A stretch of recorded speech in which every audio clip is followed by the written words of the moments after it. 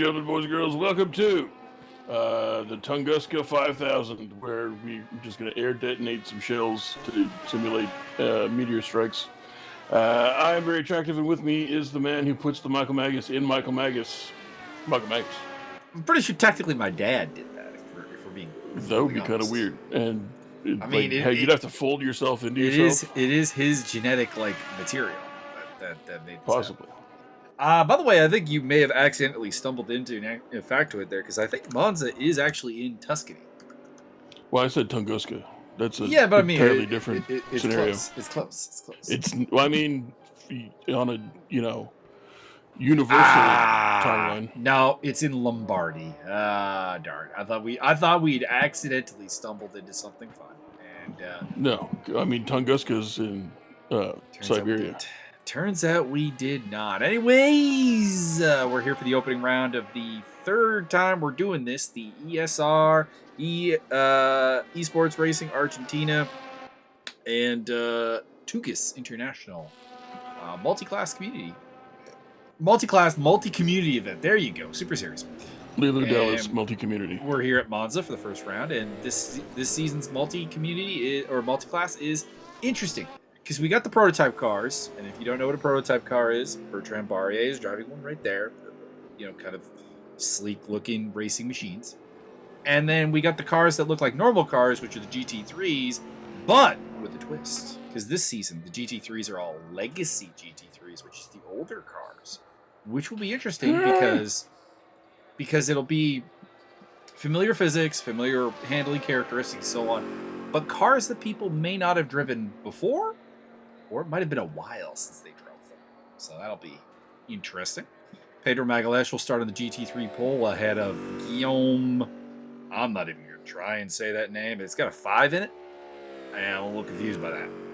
Luciano Echazo, Ariel Zatoni, Romain Barthez, Alfonso Alexandre is back. Magic Kashuk, Eric Topin, Dive Bomb.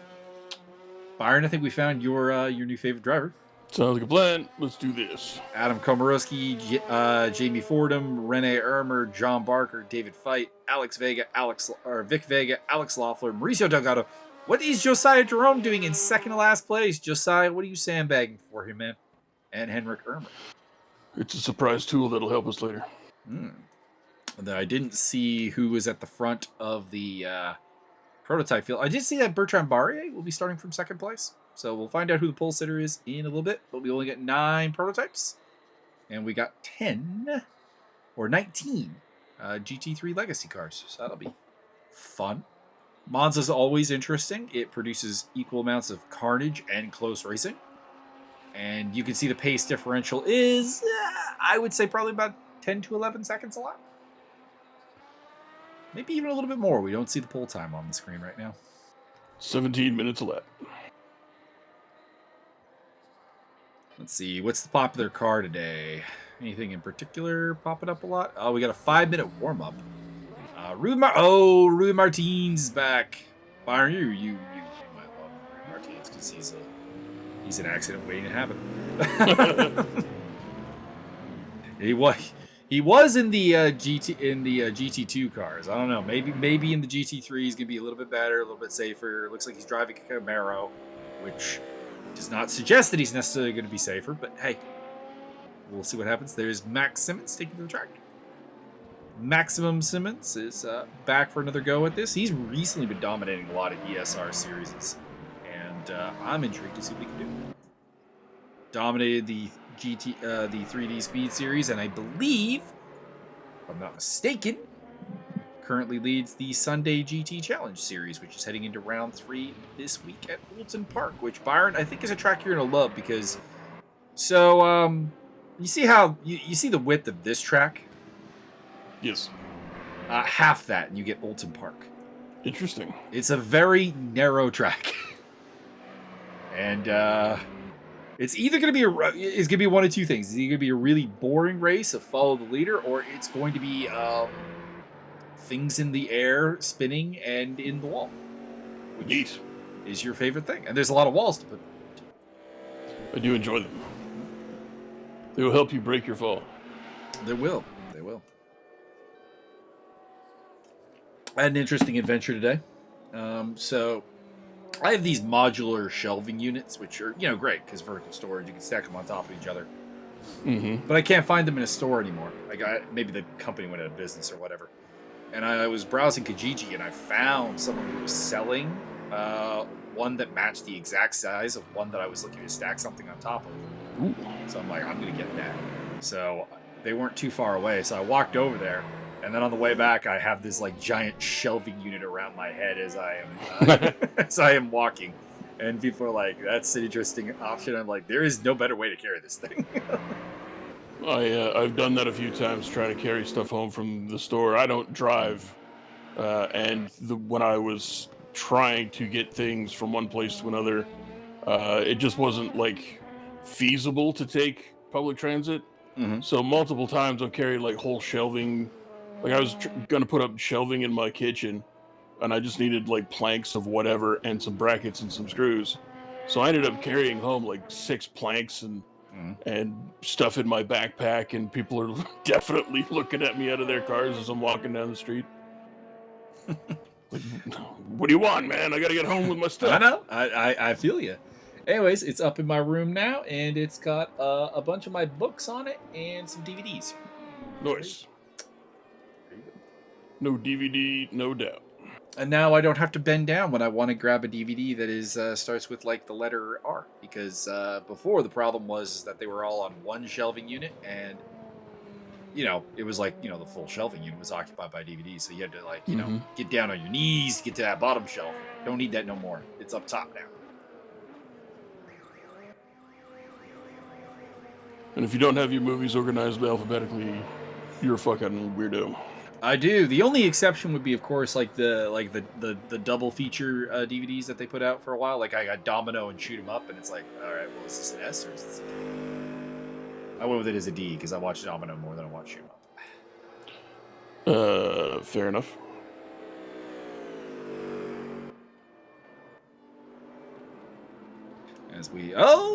Dive Bomb's also got the catchy, very orange Audi. So, oh no, that's Mauricio Delgado. Okay, somebody's spinning up in the background there. Mauricio has gone to the Audi side. Actually, he did last time. Now that I think about it, got a couple of Alpines, I think, in the grid, which is cool. A couple of Corvettes, a couple of Camaros. I do see a couple of Mercedes in the mix. Old school Mercedes. Anyone driving a Mustang? Come on, somebody's got to be driving a Mustang.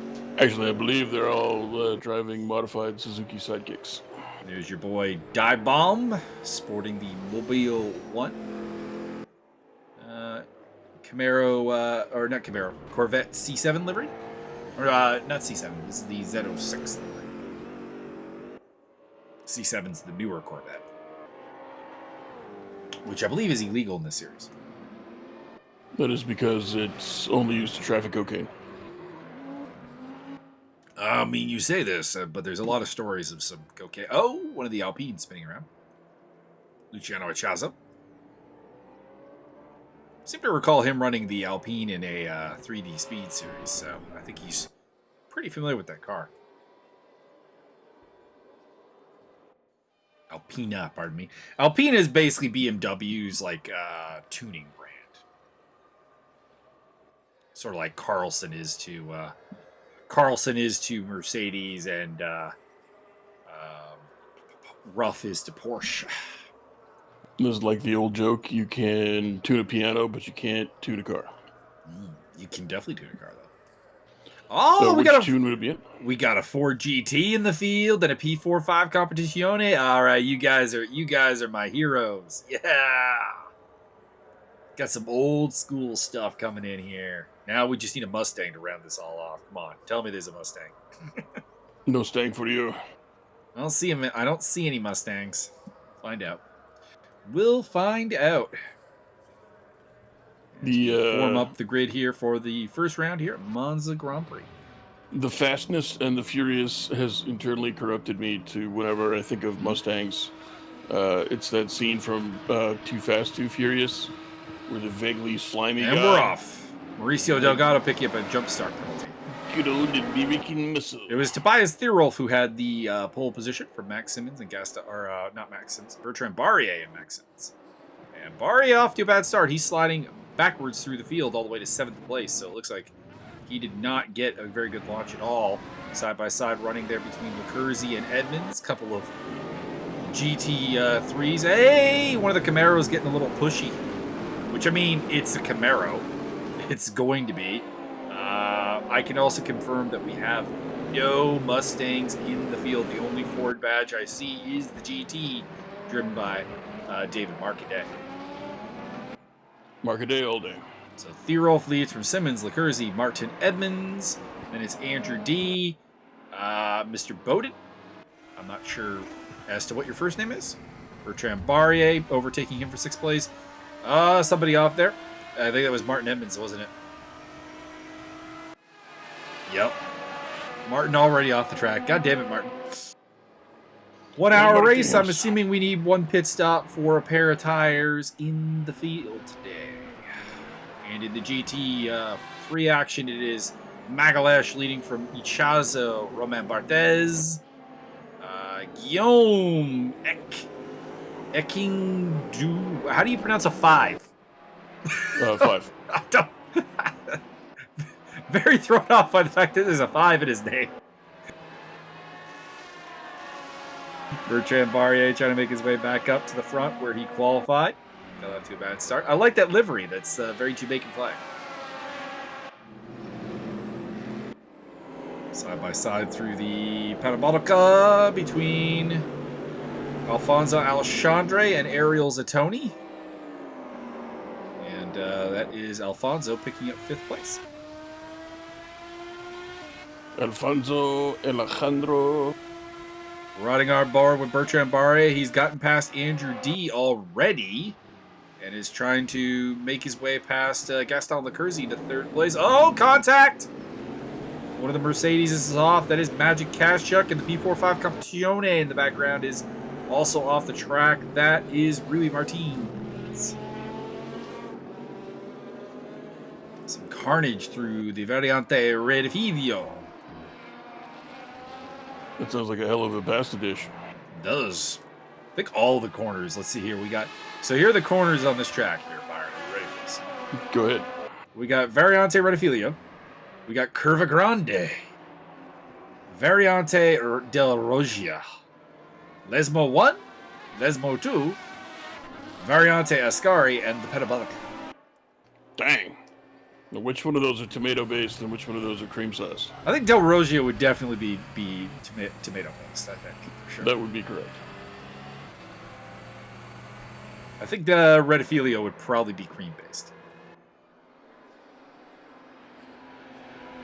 Max Simmons trying to hunt down Tobias Thierolf. Adam Komorowski, Vic Vega, a couple of people getting the track cut penalty warning as Gaston Lecurzi is held off for the time being by... Oh no! Thierolf and Simmons. I hope that ended up before the stewards, because that looks like it, might have decided to win possibly early on here, but we didn't really see it. Well, that reminds me, I do have to actually update this stewarding form for this event. My apologies, everyone. I've been a little sleep on the wheel on that. I've been in the process of reorganizing my entire bedroom, which is basically my entire apartment, and things are different. Things are better, I think, now. I have way more access to the racing rig, which is good.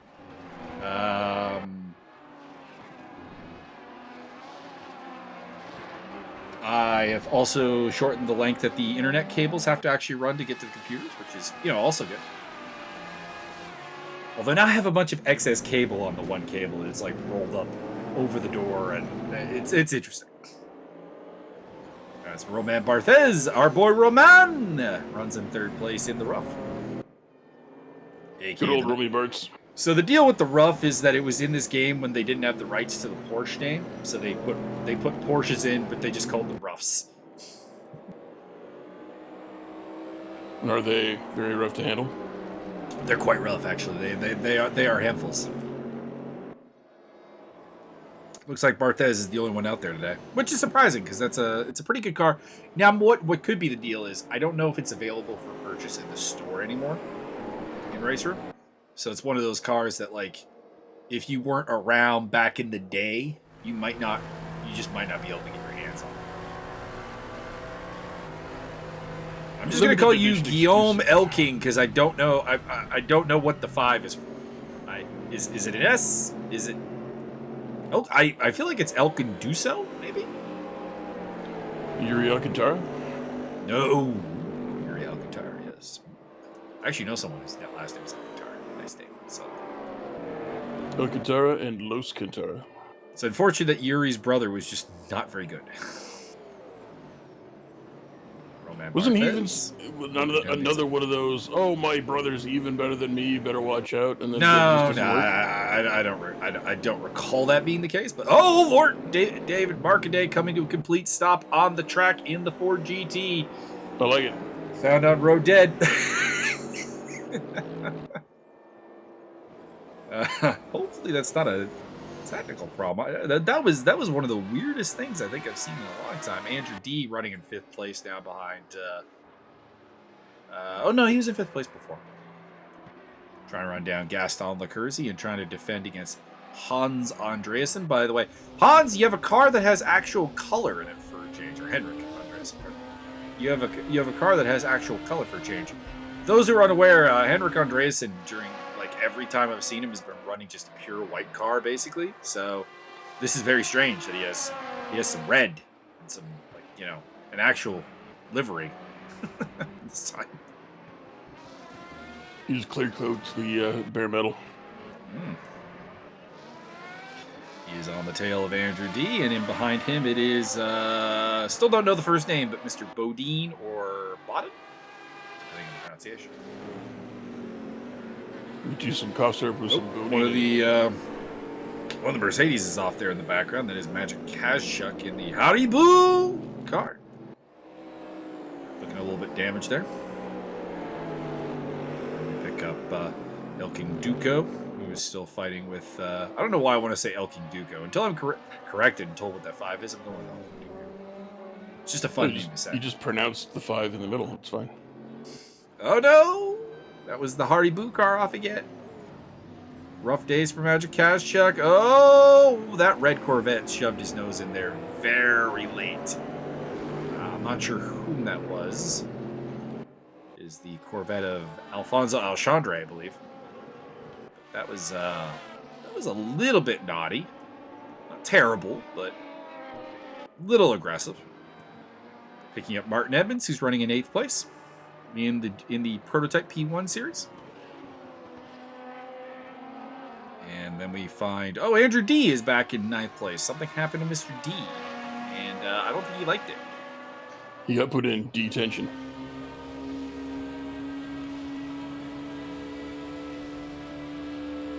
Andreasen looking down the inside into the Redifilio. Nope, not this time. That's on the Kersey. Oh, spins it around.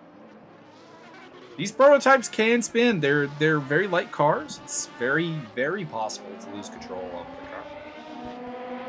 And all that ground that Andreasen made up, he's going to have to do it again.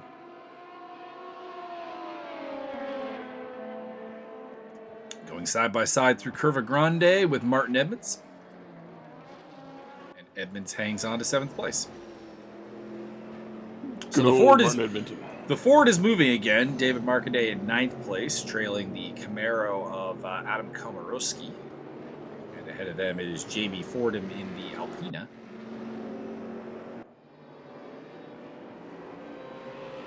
A lot of damage showing on that Camaro. And Chevy versus Ford, Byron, down to turn 1. Who do you got? Well, based on the historical documentary with Christian Bale, I have to go with Chevy.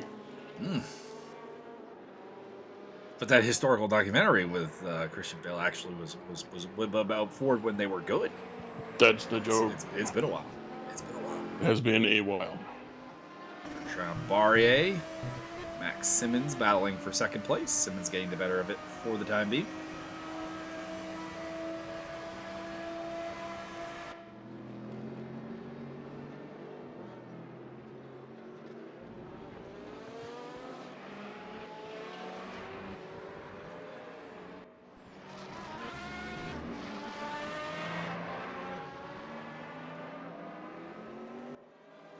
Maggle, would you like to know what the word of the day is?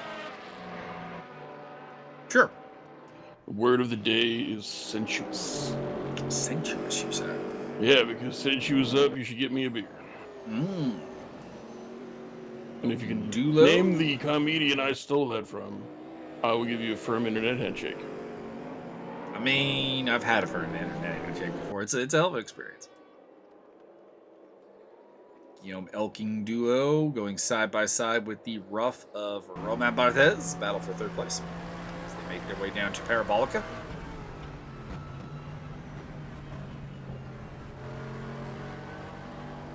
And nothing going for the time being. Status quo. Quo. Alfonso Alexandre on their tail.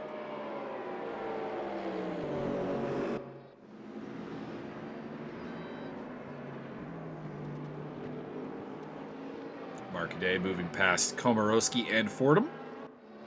Oh! One of the Corvettes is off. Blue and white Corvette. Not sure whom that is. Looking for the Corvette that's dropping through the field. I think it might be Mr. Divebomb, actually. As one of the Alpines ends up sideways, that is Jamie Fordham. And that's actually going to cost the Camaro of Komorowski because Vic Vega is sliding on through in the black and white Z06. Barrier going side by side once again with Max Simmons, and this time he's going to get the better of it using a blue flag car to set up an overtake. So we ride on board with Ariel Zatoni. He is on the tail of Alfonso Alexandre in the Bear Corvette 706, or Z06, pardon me. And the old school Mercedes AMG SLS for Ariel Zatoni. In the Haribo livery. Michael, is it true that one of our new racers may be of French and German descent, Mr. Dive Bohm? Could be. Josiah Jerome going side by side with Rene Ermer, I do believe that is, in the BMW Z4. Oh, no, it's John Barker. John Barker. Barker versus Josiah Jerome? I'm not sure that's a battle we've really ever seen a lot of, actually, in ESR. Not for a while, at the very least. Tend not to be at the same part of the field, but they are today. And Barrier looking to try to go around the inside at Parabolica. I think he's going to get that done, actually. Done. They're in some blue flag traffic. In the background, there's a Tony going side by side with Alfonso Alexandre and getting the job done into Redophilia. On board with Max Simmons. This is an ugly spot here. Camaro of Komorowski and the Alpina of Fordham. And all the while, Simmons and Barrier are trying to negotiate their way through. And they do. If their engines both conk out, would that mean that negotiations would have stalled? Oh, spun car there. That is the P45 of Rui Martins facing the wrong way.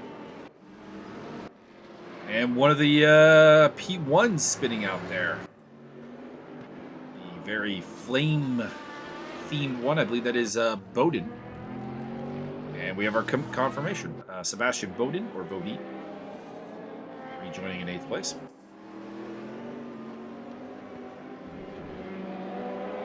Steve Davidson running in the prototype category this season, up in 6th place, doing pretty well. On the tail of Martin Evans.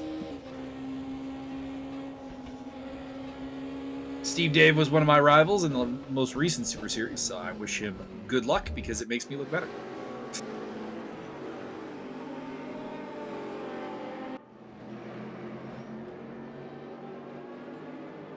It's a couple of overlapping liveries, unfortunately, in the field, so it is throwing me off just a little bit.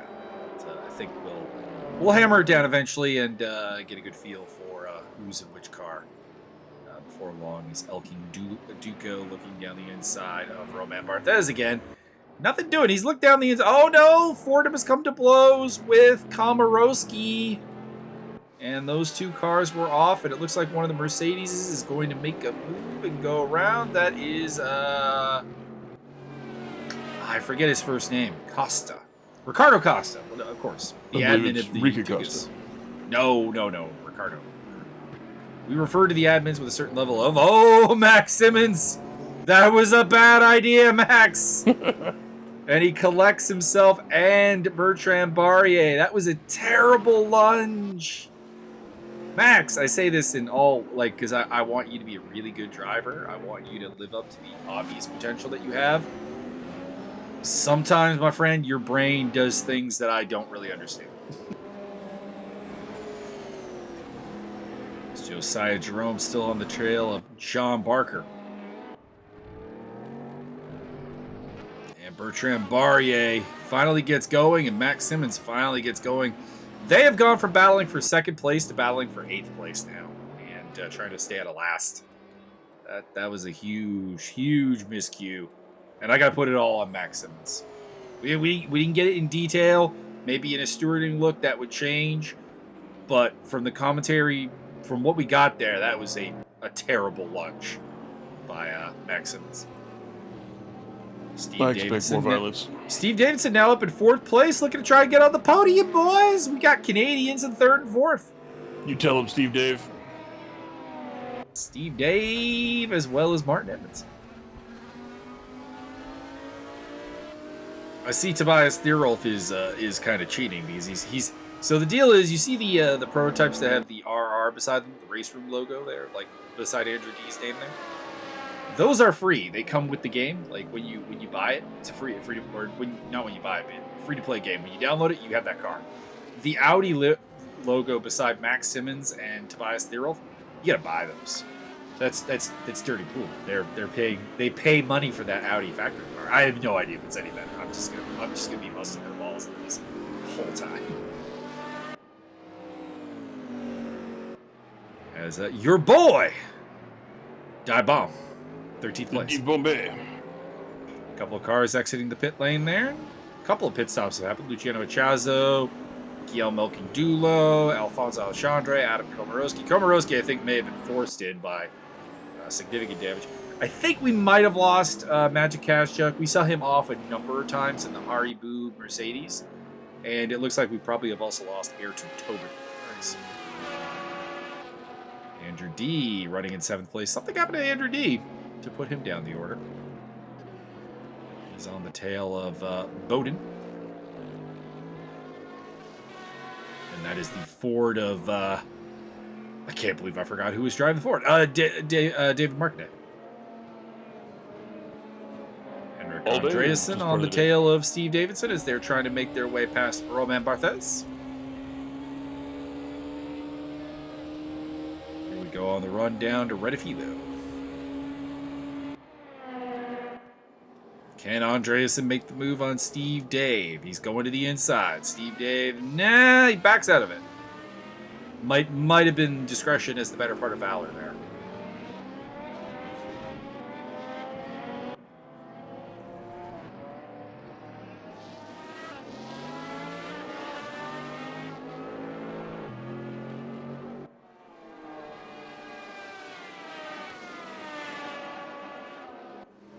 Quick touch on the GT3 positions. Pedro Magalhães leads from Romain Barthez, Ariel Zatoni, David Marcaday, Vic Vega up into 5th place. Tip of the headphones to him. Josiah Jerome 6th, John Barker 7th, Rene Ermer 8th, 9th for David Feit, and 10th for Jamie Fordham as Rui Martins has a little bit of an incident. And I'm not sure if he intended to go in the pit lane or if this is just a, well, I'm here, I might as well.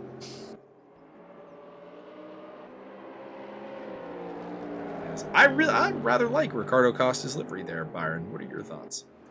I believe that it is covered in liver.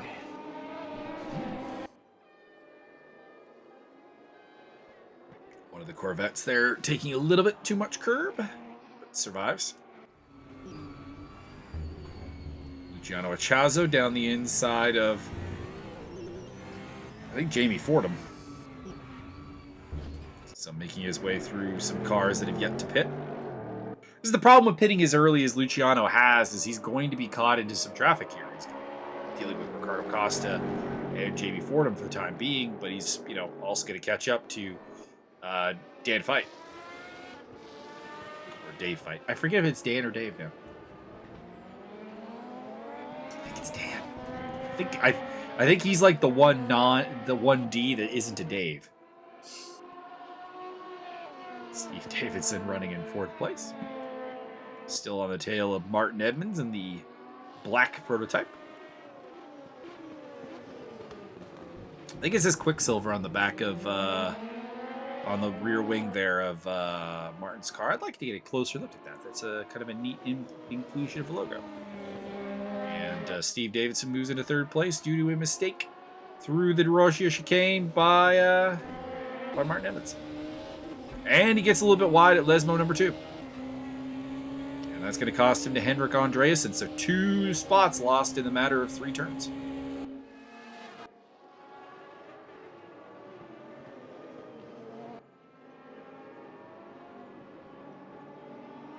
Martin's car has a lot of front end shake to it, so I wonder if he's done something.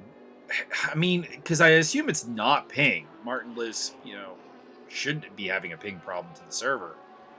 He's in British Columbia and the server is in Florida, which is not, super close, but it is reasonably close.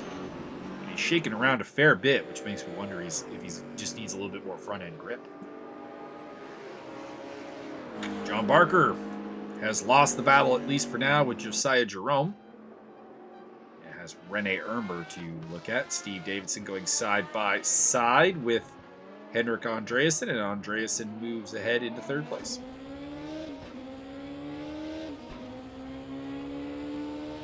But what if Steve Dave just puts everybody in the wall and finishes 1st through 30th? Well, he'd have to let himself get lapped by Gaston Lecursi and Tobias Thierolf to pull off your plan, but it is possible, and he's trying to fight back into the Rogia chicane, but it will not work. It's still 3rd place for Andreasen. In the background, there's Edmonds, as well as Bowden and Andrew D. Pretty close grouping here, actually, in the prototype field. The only exception is Tobias Thierolf is out there 30-plus seconds ahead, 23 minutes into the race. I'm not going to say it's Mike's stop build numbers, because we've seen more, but it's verging on stop build numbers. Probably helped by Max Simmons and Bertrand Barrier coming to blows.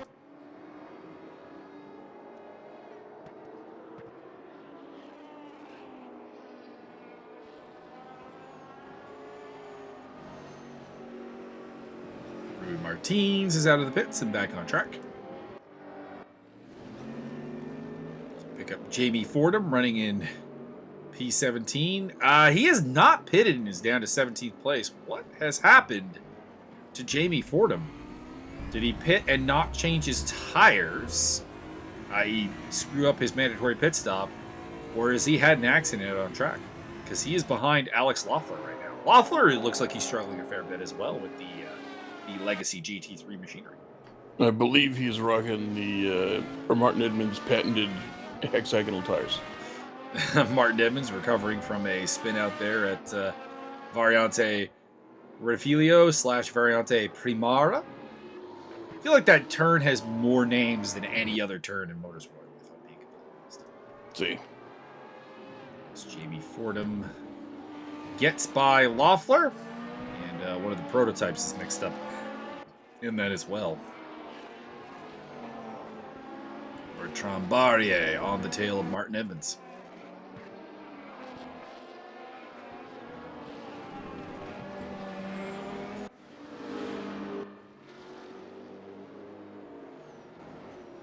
John Barker with his always classic and clean liveries. Just a black and white number.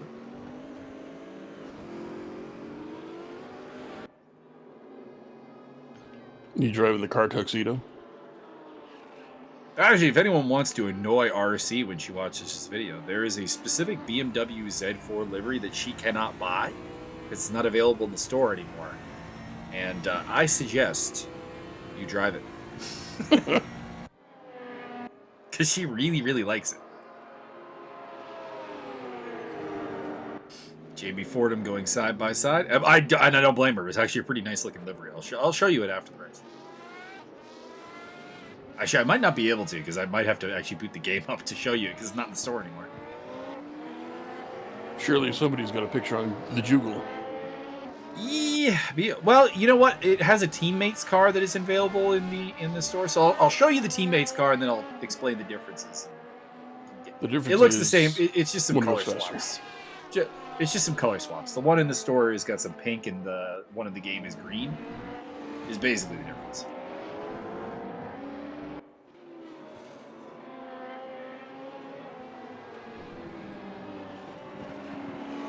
In fact, I can grab it now while keeping it. This is the beauty of having multiple monitors. Is I can just keep an eye on the action while I search the store for the car in question. Smashing.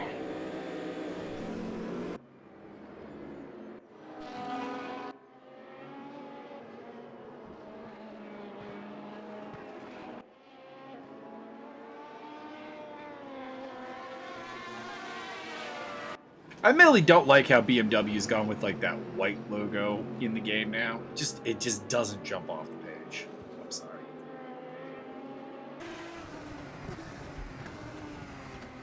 Sebastian Bodine running in 6th place. Very small prototype field here, so every position means a lot. I wonder, do we have just, is it just poor attendance today, or do we just not have a lot of prototypes? We just don't have a lot of prototypes. We only have 12 prototypes registered for the racing. The missing gentlemen are James P. Butler, Diogo Braganca, and Matthias Gonzalez.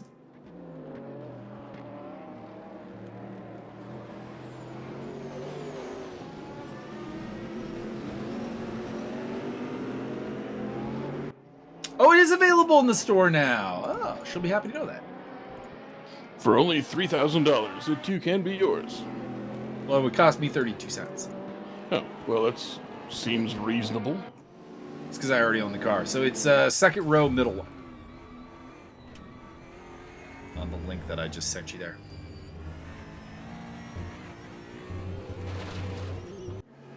Gianluigi Chazo having a little bit of problems there through Ascari.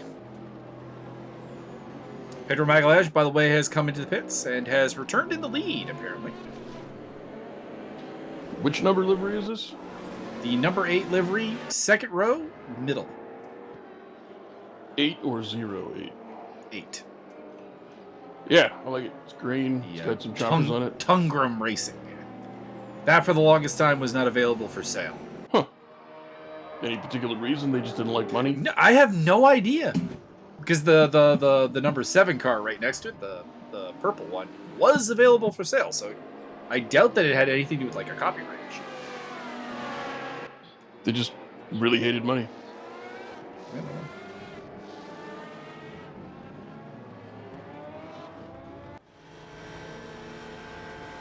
Riding on board with Pedro Magalhães, who is not in the lead. A couple of cars have come out ahead of him. Okay, so Mark Day is now the leader in the Ford. As Magalhães makes his move on John Barker. Barker doesn't fight that too hard. He knows that Magalhães is not his fight. Speaking of not your fight, there is a Mercedes in amongst the prototypes right now. And the Haribo car has got to kind of make himself scarce there. I think that's Ariel's and Tony.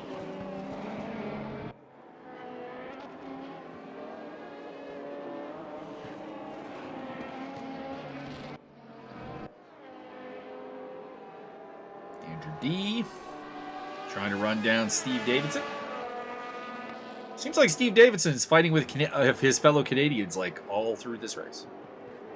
Coming up to lap the rough of Romain Barthez, who is fighting for a GT3 podium.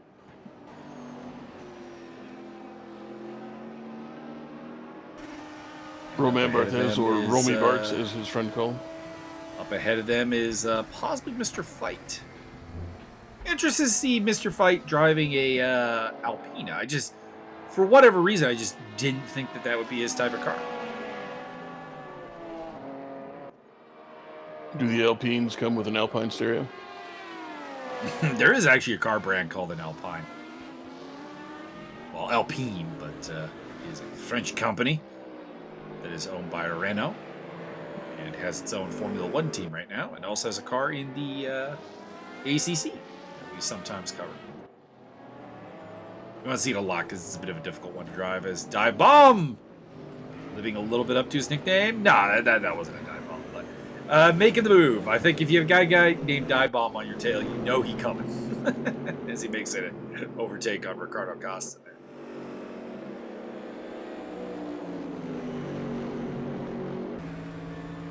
It's for 9th in the GT3s right now, but both drivers still have to pit, along with John Barker, Josiah Jerome, David Marcaday, Jamie Fordham, and Henrik Ermer.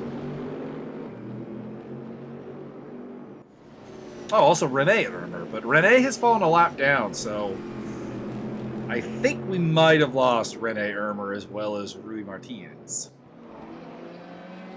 But we'll find out. Sebastian Bodine on the tail of Steve Davidson, looking for 4th place.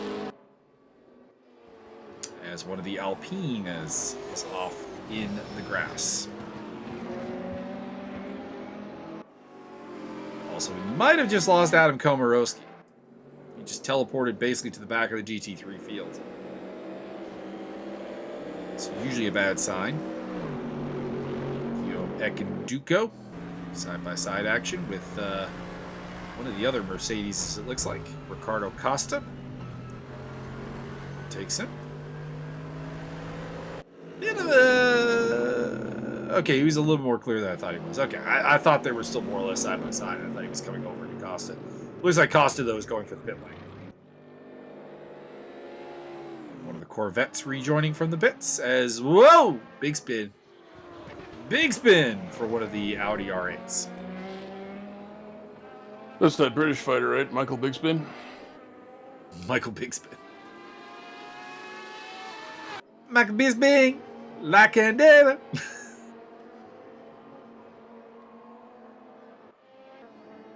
The Michael Bisping era of being champion of the middleweight division. Probably the most entertaining trash talk era of the 185 division. I was going to say, all 6 months of it. It was more than 6 months, wasn't it? I don't know. He was supposed to have the fight with GSP, and then, didn't. He did have one title defense. So he had to have the belt for like a year. Yeah, Dan Henderson. Oh, right. See, he won the title June 4th, 2016, and lost it November 2017. So, yeah, he had a year and 5 months. Fair enough. It is a great feud with Yoel Romero, which was so entertaining despite Romero's, not real grasp of the English language. Which got him in trouble at least once, maybe 5 times. A couple times. No porque Jesus. Yeah. Yeah, the no porque Jesus thing, that was kind of funny. That was very hilarious. Mm-hmm. Way to turn on your own on that one. They're mass media people.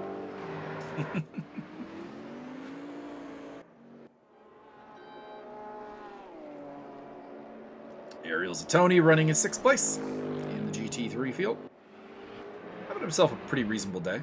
Should be about 4th place once all the pit stops shake out. Still has Marcaday and Barker ahead of him.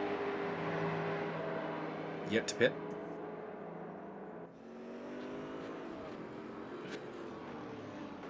Luciano Achazo, and that's either Tobias Thirolf or Max Simmons coming up too. By the way, Simmons, the prototypes have all basically come in at around the same time, and of course Max Simmons is out there running long and into the lead. Because that's the Max Simmons trademark. I don't know if that's a good idea or a bad idea. I don't know what the tire wear situation with the prototypes is. I haven't run these cars recently at all, and even overall, not enough to really have a tactical thought on the matter. For all I know, they may not even really need a tire change, so the overcut could be pretty effective as one of the Audi R8s is off the track there and missing a good chunk of its front end.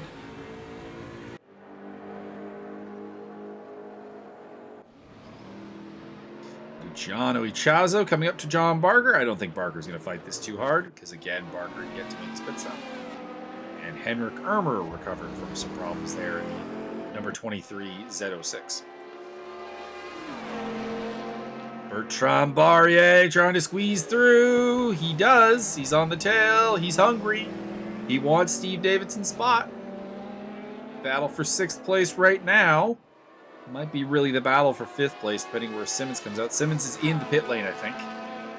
So we'll see. They're coming up to Parabolica. See if they overtake Simmons before he gets out of the pit lane. Andreasen into 2nd place. Theorolf, of course, still in the lead. Side by side, but come on, dudes. They were side by side. You take us away from that. Andrew D moves ahead. Gaston Lecurzi.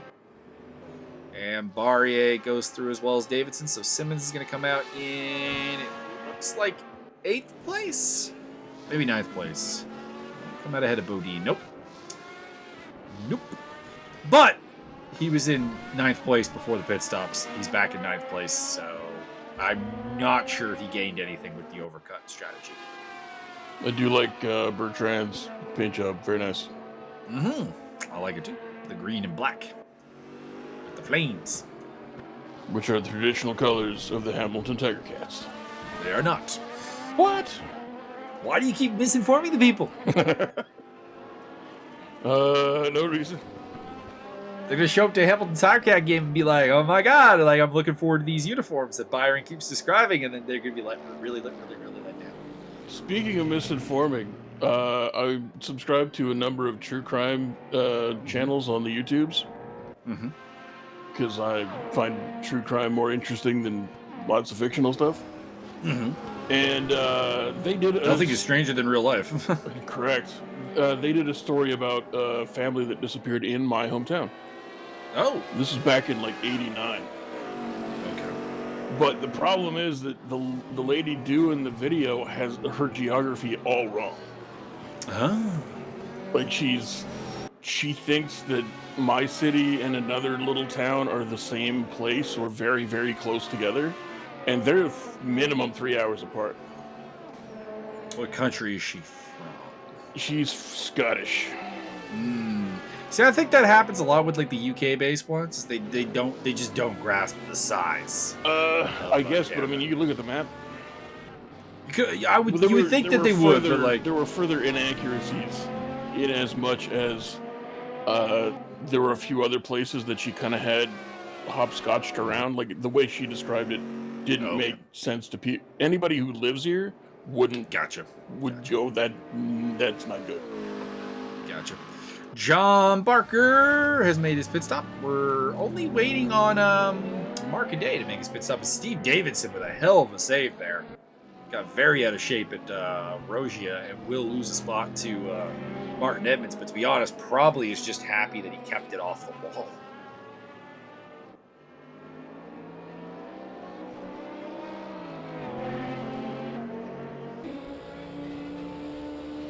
On board with Steve Davidson. We've had a lot of time with Steve Dave today. This might be the most time we've ever spent with Steve Dave in a race.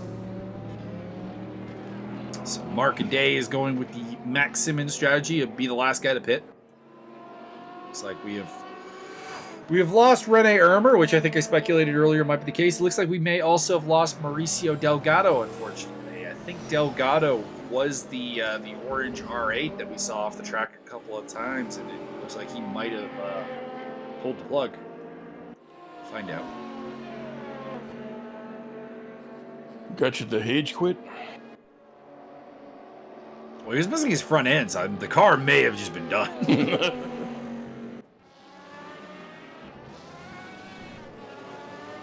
Steve Davidson looking to get back that spot for Martin Edmonds. The battle has been going on basically this entire race.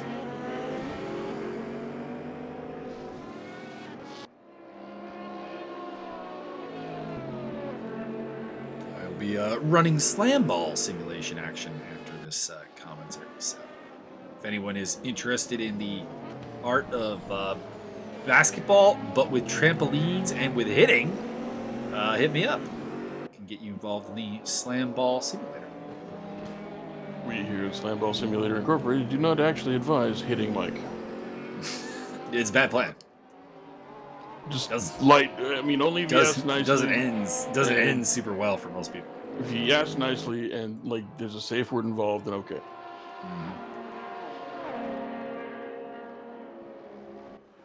There was a kid in like 4th grade who paid me $20 to just punch me in the shoulder as many times as he wanted. He was tiny, so I took the money.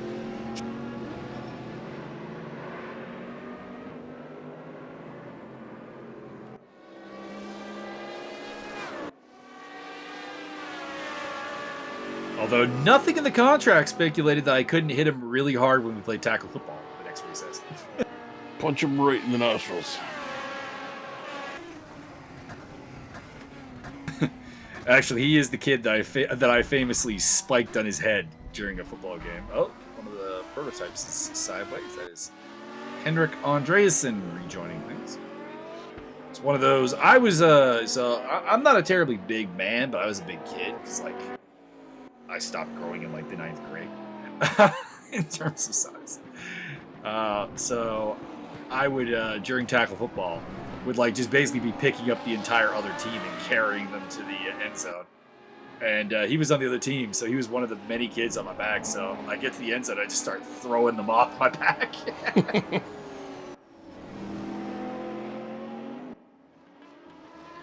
Basically the famous fuck you, fuck you, fuck you.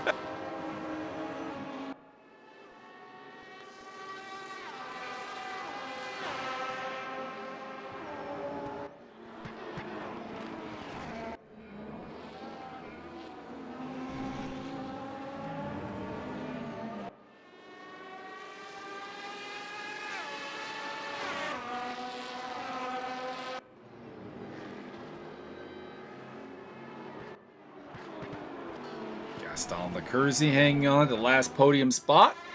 I gotta say, I like Barrier's chances, though. Bertrand has shown a great deal of speed despite some contacts with Max Simmons and some self-inflicted mistakes as well. He's come back through the field each time. He's got that mental toughness. As speaking of Max Simmons, we ride on board with him as he traces down Sebastian Bodie.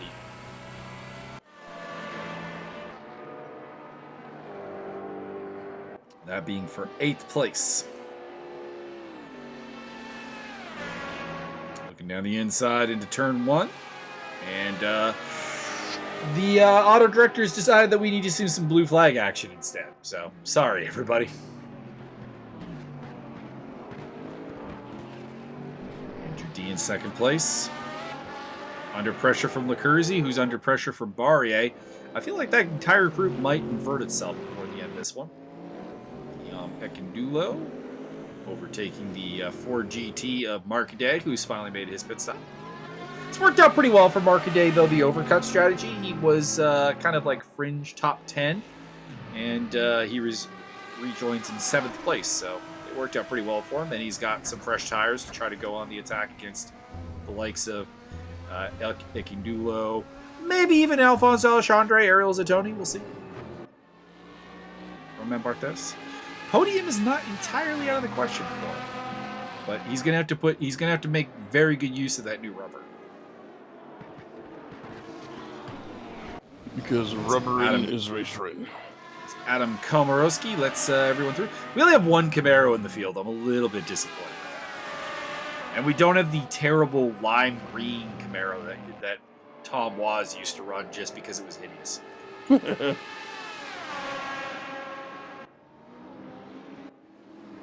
He was of the opinion that his car was so hideous that you would let him pass just so you didn't have to stare at him in your review mirror. Oh, Andrew D!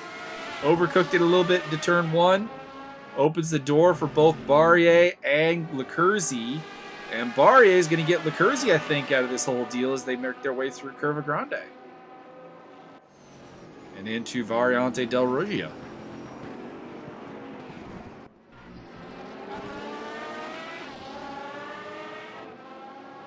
So that is a podium position secured for the time being for Bertrand Barrier with 15 minutes and change to go. Their way past one of the Alpinists. Sure.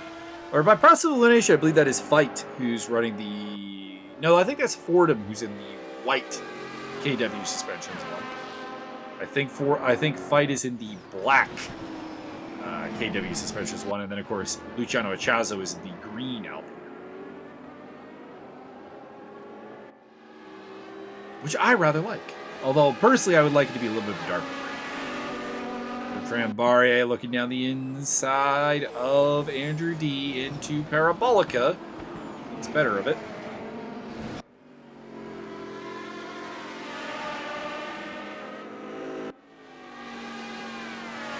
So it looks like Delgado might still be out there. Just maybe had a long pit stop for repairs because he's only one lap down still. So I think he is still circulating. Just unfortunately kind of in a race of his own as Bertrand Barrier. Here we go, Byron! Clenches sphincters. And Andrew is going to remain ahead for the time being. I do feel like it is going to come at Variante Primera if and when Barrier makes the big lunge. You kids in your variable Primavera.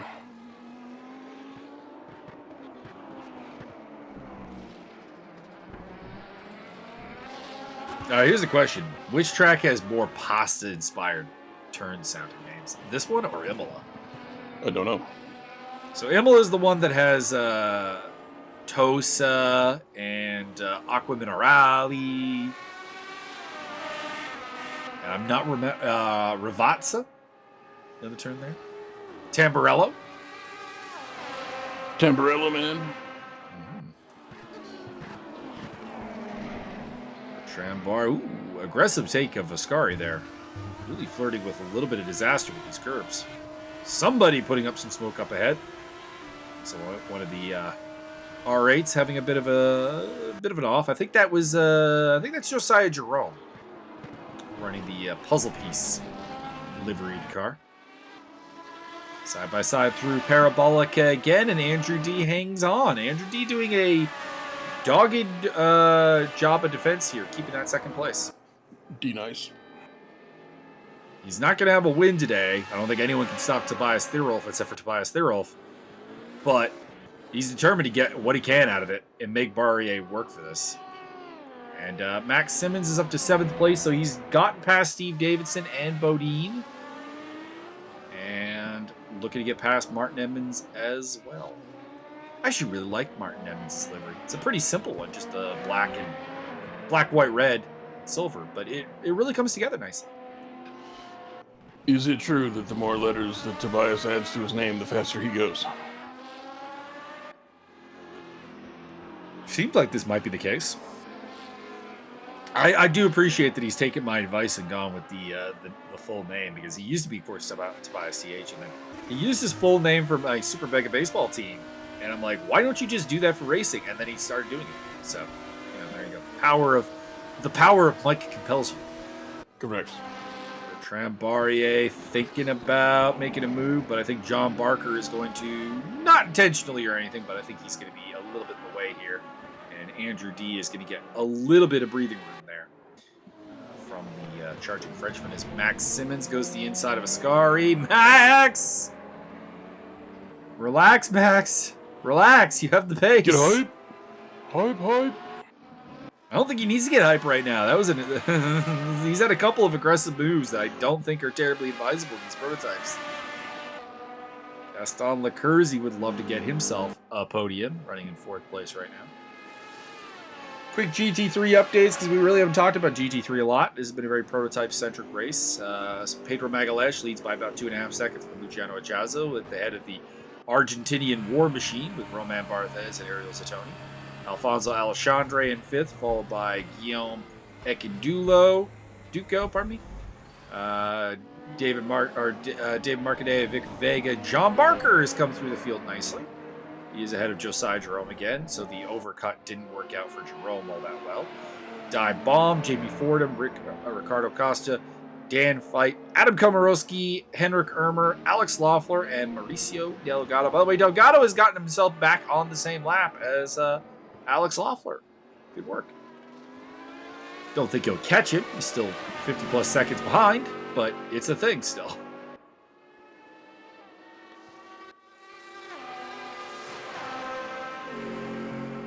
It's a display of his dogged enthusiasm and determination.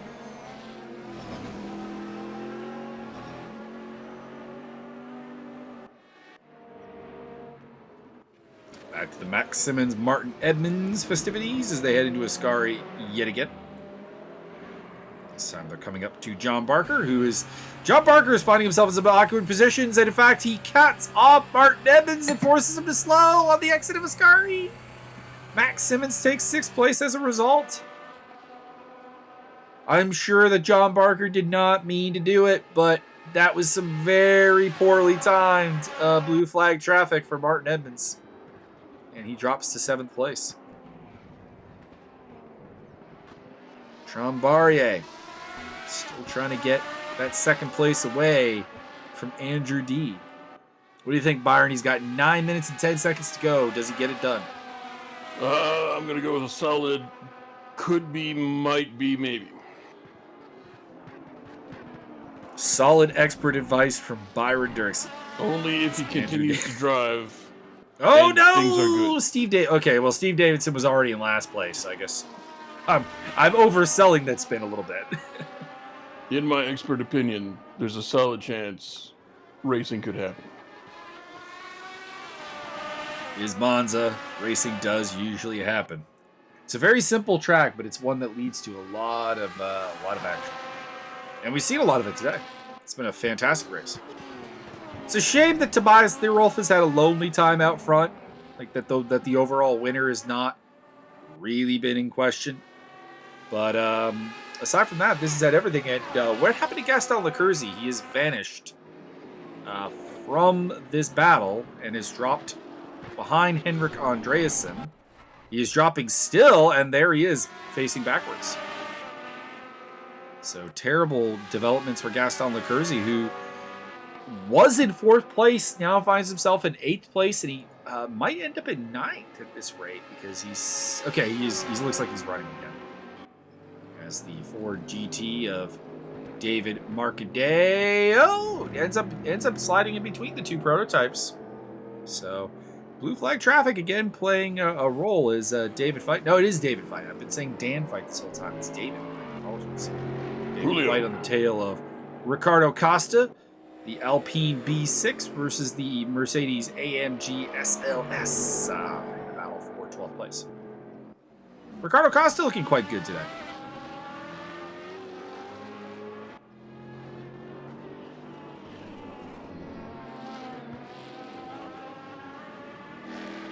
Looks like he's very on the pace. Jamie Fordham has found his way back into the top 10.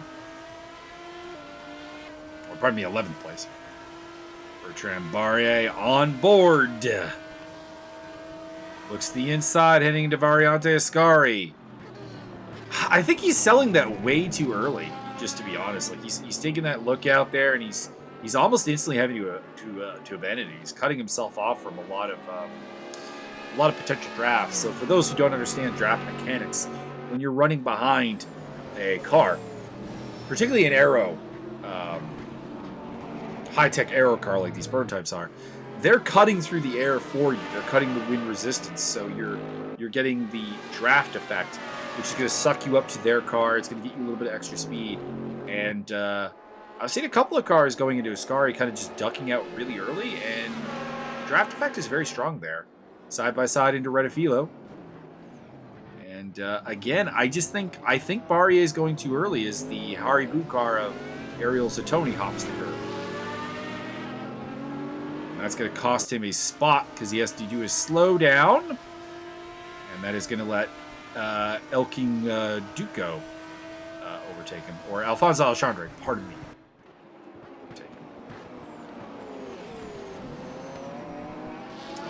Elking Dulo is in the Mercedes. You kids and your dueling Elcos. Andrew D still hanging on as they catch up to Roman Barthez. Barthez should be cleared without issue through Lesmo 1 and 2. Bro, you just can't call people Lesmos anymore. It's not cool. But that's their name. Wow.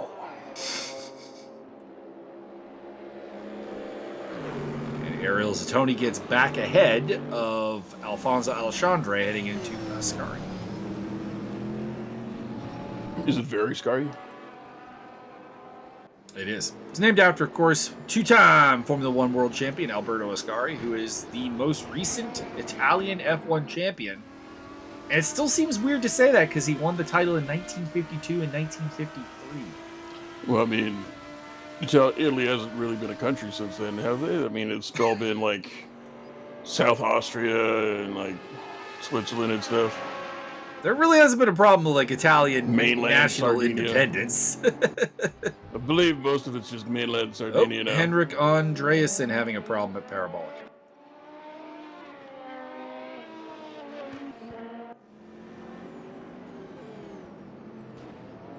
There's Alfonso Alexandre. I think he has to give that spot. Okay, well, whether he has to give that spot back or not, the spin sideways would kind of indicate that he definitely will be giving that spot back.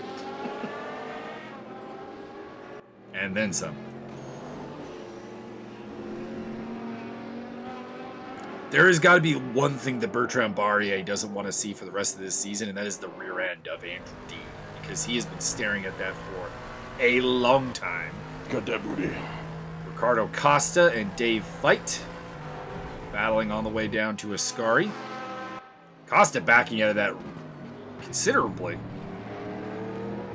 Maybe in preparation for the blue flag that is out to allow Andrew D and Bertrand Barrier through, and I think they appreciate that.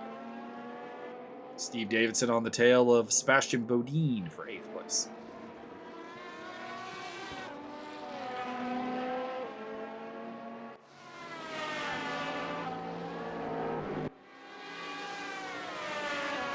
I was caught by a yawn at a really bad time because Bertrand Barrier is up in his 2nd place there, having made the move stick around the outside of Parabolica by the looks of it. That's a ballsy move and a hard one to pull off, so big tip of the hat. Or in this case, the headphones. And I don't really know if Andrew D is going to have a comeback for that.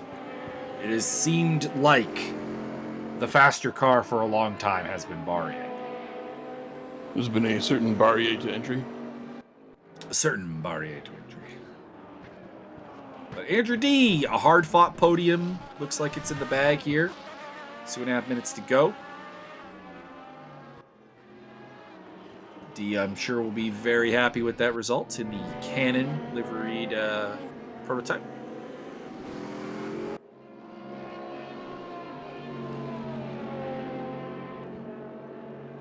Henrik Andreasen in 7th place. Trying to make up some ground here late. Tracking down Martin Edmonds. He'll have probably 2 more laps to do it. And Barrier is waving goodbye to Andrew D right now, being like, I have stared at the ass end of your car for long enough. I'm out of here.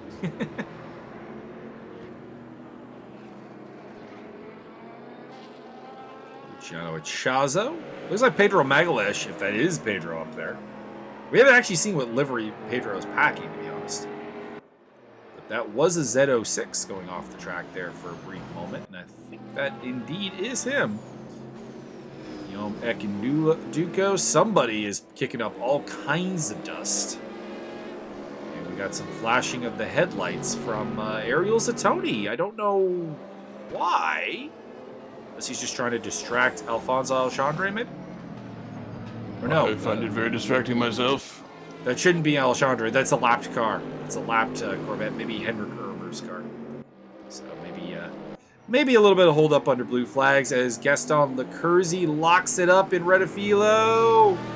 Smashing through the warning boards as he rejoins in 5th place still.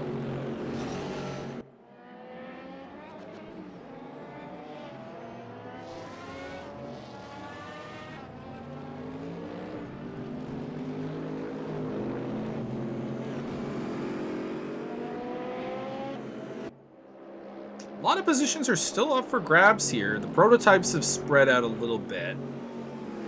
There's a lot of action still going on in the GT3 field. You can see Guillaume Elking Duco trying to catch up to Ariel Zatoni. That battle is within a second of itself. And there's a couple others that are just simmering, just on the edge of a exciting, tight battle. We might have lost Vic Vega. Disappointing if we have. He's having a really solid day, and now shown down in 27th place. And Elking Duco takes advantage of a mistake there by Ariel Zatoni coming out of the Lesmos, and he's got himself 4th place.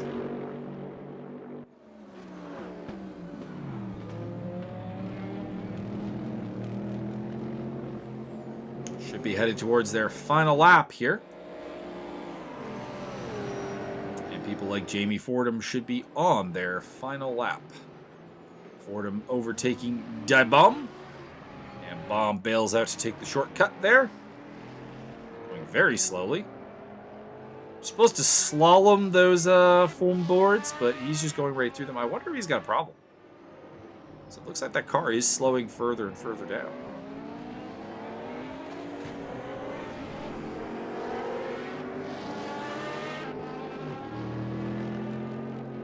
Maybe out of fuel? Maybe he's into drugs. Breakdown. Must have been drugs, because he ain't sober now.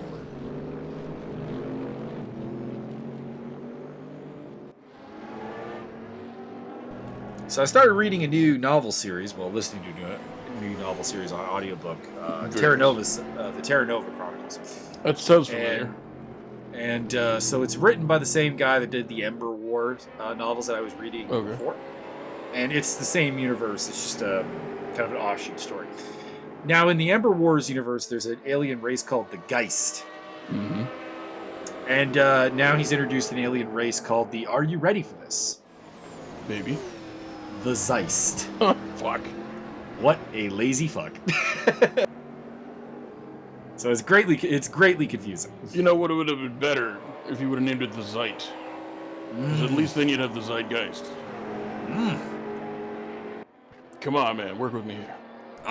Sir, I see where you're going with that, and I approve. I applaud. Luciano Echazo. Not really doing much there. That's a lapped Alpine. That's Dave Fight, if memory serves correctly. He is lapping. Giving a little bit of the flash of the headlights there. Roman Barthez celebrates his podium by plowing into the wall.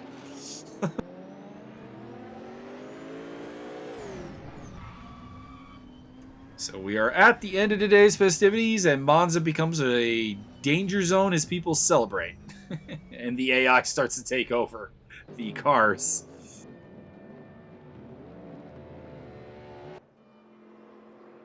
There are your results. Tobias Thierolf, your winner from Bertrand Barrier. Max Simmons had fastest lap. Andrew D on the podium. Max Simmons gets up to 4th place ahead of Gaston Lecursi, Martin Emmons, Henrik Andreasen, Sebastian Bodine, and Steve Davidson. Pedro Maglesh is your GT3 winner from Luciano Echazo. Guillaume Elking Duco, Ariel Zatoni, Alfonso Alexandre, David Marcaday, John Barker, Josiah Jerome, Jamie Fordham, David Fight, Ricardo Costa, 11th place. Congratulations. Adam Komorowski, Henrik Ermer, Alex Loeffler, and Mauricio Delgado finishing the race. We lost on the way. Oh no, we lost Roman Barthez at the end. No. Oh yes. He was on the podium. I had him executed. I gotta check that out. I wonder if this is a technical issue, because I recall Martin saying something about a technical issue.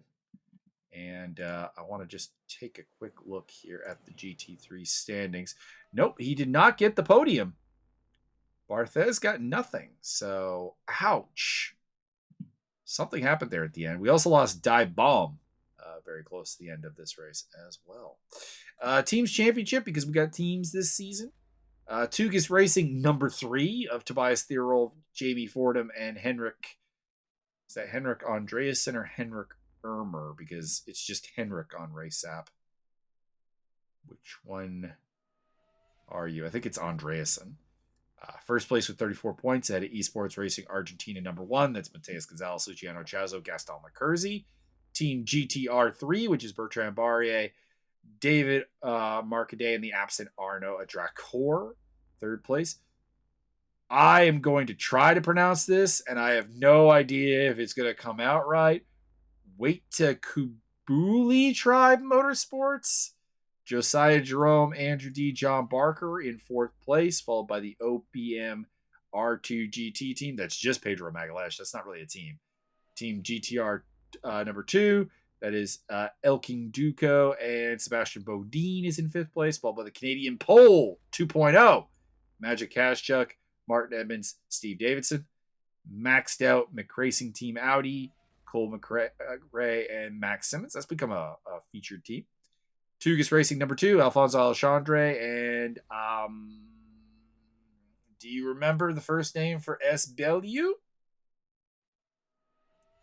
I think it's Sebastian.